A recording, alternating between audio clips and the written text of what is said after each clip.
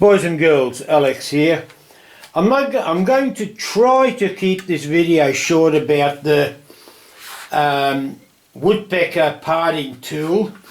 However, I'm going to use the opportunity to show you the handy little caddy I made for it, that I piggyback off this turning chisel caddy that I stored out of the way on this mobile bench. Now, there's these two little handles that were perfectly balanced, so I could pick it up. They're hanging on French cleats. I could pick it up and put it onto my lathe. However, this bloody thing has unbalanced it, but not enough to cause me trouble. I'll pick it up, move it to my lathe and continue from there. Here we go. Pick up. You probably won't see this now, but that's how it sort of works. And moved. Here it is in place on my lathe, and to get it you just simply pull it out. To put it away, and there you have it. And actually all this wouldn't be normally here, or I'd move it over there so you can get all the chisels. God, here we are. We're going to drag this out longer than I expected. Word of warning, if you're going to get these type of chisels that share a handle, don't. Because you'll finish up, you spend more time swapping bloody heads. And I finished up buying a new handle, and the new handle alone just about cost more than the full set.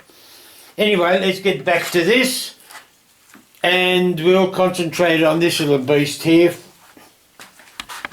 When you buy this tool, you get this handy little gadget that is used to remove and replace the blade. Look, I haven't tried it.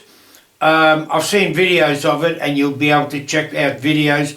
As I say, woodpeckers make a greater video than I could. I just wanted to show you my little caddy and show you up front how easy it is, or how easy it works with just a hack turner like me. But you get this. You can also buy replacement heads for them. Look, the chances of me wearing out a head is very unlikely. However, if I happen to drop it and it misses the rubber matting and drops on concrete, it might chip the concrete, but it's sure as hell going to bugger up the tip. Anyway, put that aside.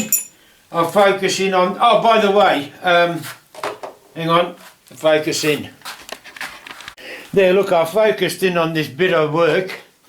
Now you'll notice there's been a few cuts made. Well, hell, you know, I had to do a few. Actually, this was more practice cuts showing other people who visited my workshop how this works, because I had a couple of other parting tools. One was actually a Robert Sorby parting tool that cost me a small fortune, but that's been given away anyway because of it. Here we are. We'll turn it on and you'll see how it's running at the moment at 1300 revs. Oh, hang on, I'll turn my Dusty on.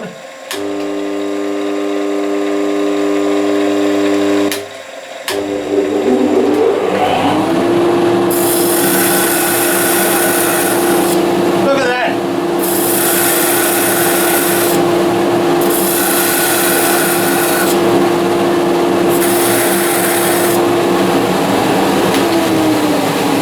Look, that's about all I'm going to show you, but hell, that's in real time. You saw how quick it dragged through it. Honestly, few people poo-poo the aluminium of woodpecker. Well, there's no bloody aluminium. It's a pissy plastic handle. Very narrow. I don't think it's stainless because it's still got magnetic properties, but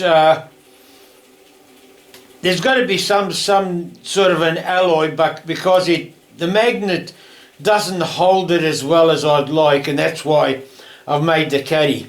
But anyway, these little teeth are replaceable. If you want to know more, look, for God's sake, Google it.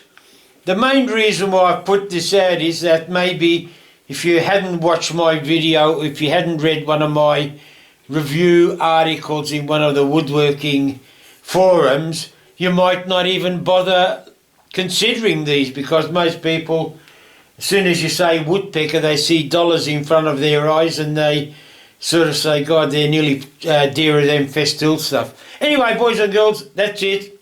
Keep safe. Bye.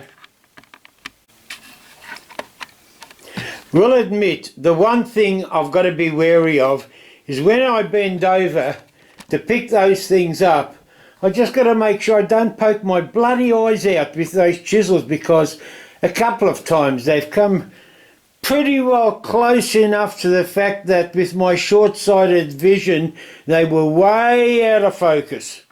Anyway, hooroo again.